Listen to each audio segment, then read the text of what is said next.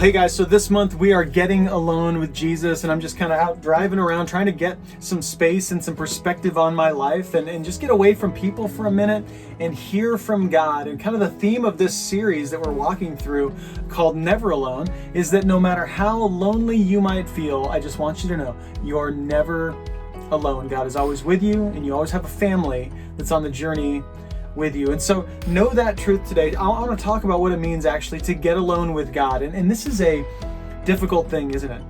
Just to stop and slow down and just get alone and listen to the voice of God. I know my life is busy, and oftentimes I can't hear God's voice. And I might even complain, like, why isn't God speaking to me? But the truth is, normally it's because I'm not slowing down enough to listen.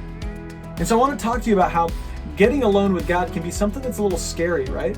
I mean, I don't know if you have anybody in your life that you've said this about. I just don't want to be alone in a car with that person, right?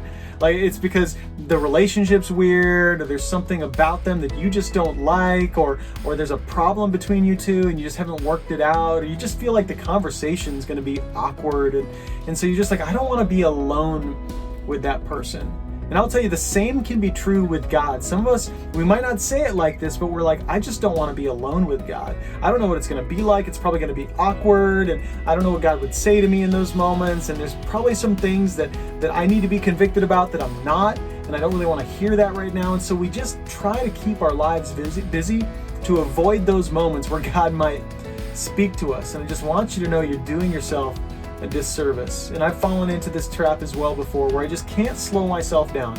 And I've used all the excuses. I'm sure you've used them before. I'm too busy. Too many people need me. There's just way too much going on.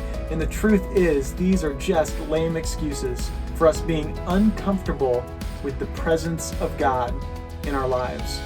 And in fact, I want to read this text. This is Mark chapter 6, where Jesus is teaching his disciples about this.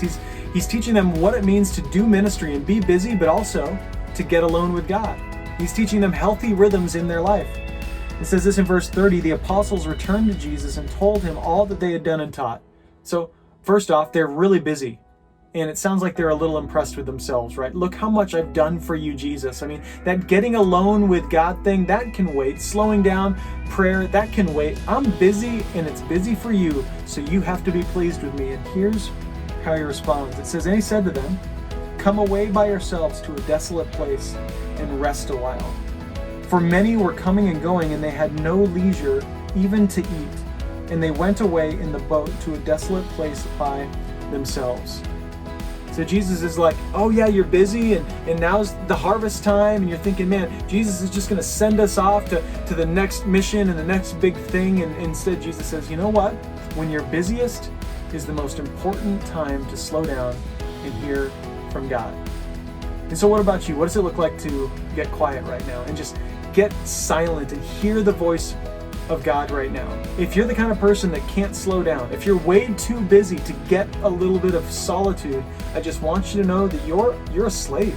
You're a slave to whatever it is that you've committed yourself to, instead of truly being a slave to God. That's how the scriptures speak about it.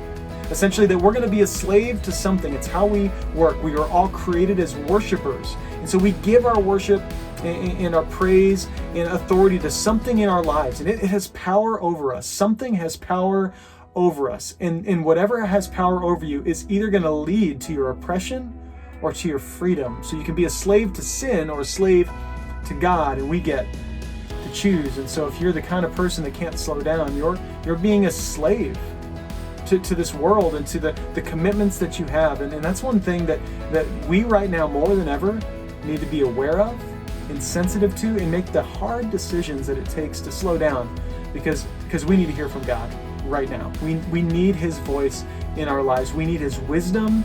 We need to know how to rebuild right now, both in our lives and even just as a culture. And so I want to challenge you and encourage you to slow down, hear from God this week, and be encouraged by him.